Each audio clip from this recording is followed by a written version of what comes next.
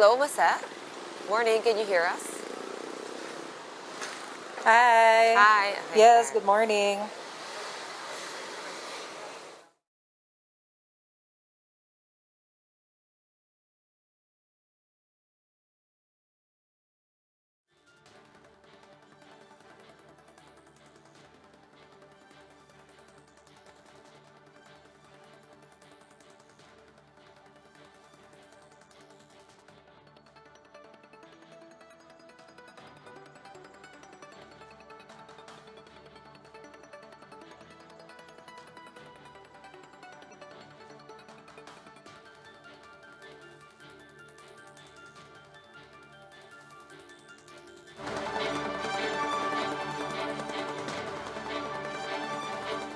Good morning, I'm Shania, and this is One News Now.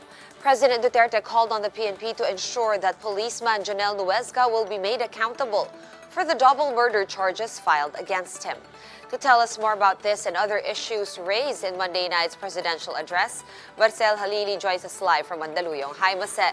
So it seems the president is also tagging the Tarlac shooting incident as an isolated case.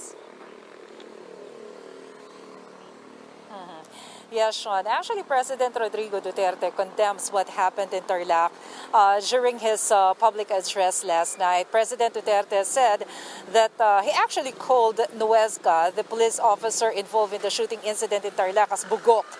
And he mentioned that not all police officers are bad. Of course, he insisted, or he reiterated his love for the policemen, the members of the Philippine National Police, because like what the president said, the police people are our heroes nowadays, especially during calamities, since they are the frontliners and they are willing to give up their lives for the people. That was according to the president. But the incident last night is an isolated case, according to the president, and he does not want to tolerate what Nuesca did. He actually ordered the DILG as well as the head of the Philippine National Police to make sure that Nuesca cannot pay bail, and to ensure that he will be detained while the case is ongoing. Right, Masa, we also remember that President Duterte's most recent State of the Nation address, he promised then to protect the uniformed personnel if they end up, killing civilians in the line of duty. But this is not the case. He was off duty. So did the president address this in his speech last night? Yeah, Sean, you're right. President Duterte said that we have to make sure, or the heads of the Philippine National Police as well as the Interior Department have to make sure that Nuesca will answer to all this responsibility, because the president said that what he meant was if you are to kill a person, make sure that you are also following the law, since they are law enforcers. But once you violated the law, he will not tolerate it, and he will make sure that justice will be served. All right. Of course, last night, cabinet secretaries were also present. Was there anything that Interior Secretary Ed Año added onto his previous statement about this case? Interior Secretary Eduardo Año actually gave an update that Nuesca has already underwent an inquest, and he will be facing 2 counts of murder because of the incident. And like the president, Secretary Año also condemns what happened in Tarlac shooting incident last Sunday. All right, thanks for the updates on that issue. Let's move on to other issues now. Was there anything, or were there any updates from Secretary Galvez in terms of our vaccine procurement efforts? Yes, Sean. Of course, Sinovac is still one of the brands that they are looking forward to. to receive by first quarter of next year. But aside from this brand coming from China, Secretary Galvez also mentioned that the government is expecting that they will seal an agreement before the end of this month. I think the brand is Novavax. It's a brand vaccine that is also manufactured by the United States.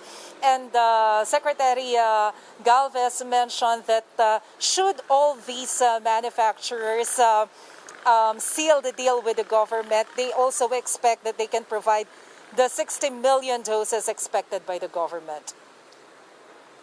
All right, towards the end of the president's address last night, he did go into a very long and aggressive rant against Bayan Muna Representative Carlos Zarate. What was this about?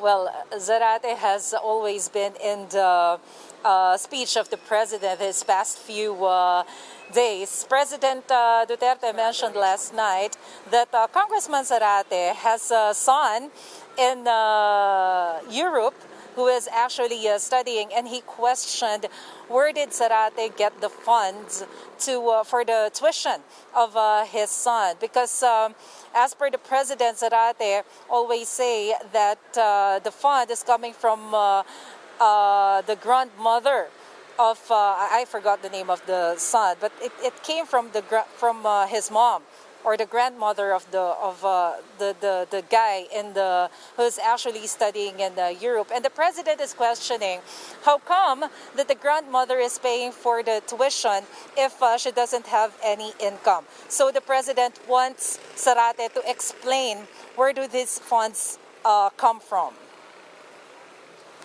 All right, I guess we wait and see what Carlos Zarate presents. Thank you so much for all those updates. Maricel Halili joining us live from Mandaluyong City. Meanwhile, the Human Rights Commission says the PNP cannot claim that the Tarlac double murder is an isolated case. Human Rights Commissioner Karen Dumpit says it cannot be considered an isolated case if it was born of a culture of police brutality and impunity that currently prevails in the country. She adds that this culture is perpetuated because of the inability of the PNP to hold officers accountable for their wrongdoings. She took the government's bloody drug war as an example, saying uniformed men appear to be given a wide berth to be able to abuse their power.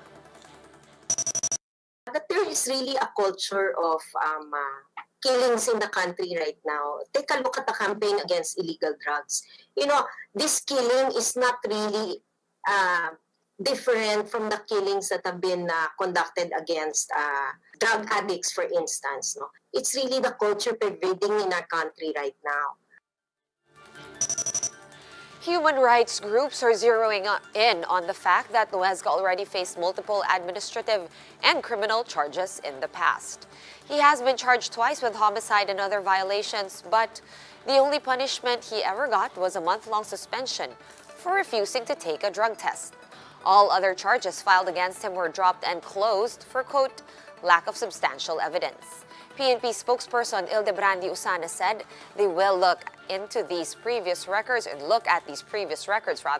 to find whether authorities were remiss in their duty to hold Nuezca accountable for his actions, thus enabling him to walk free.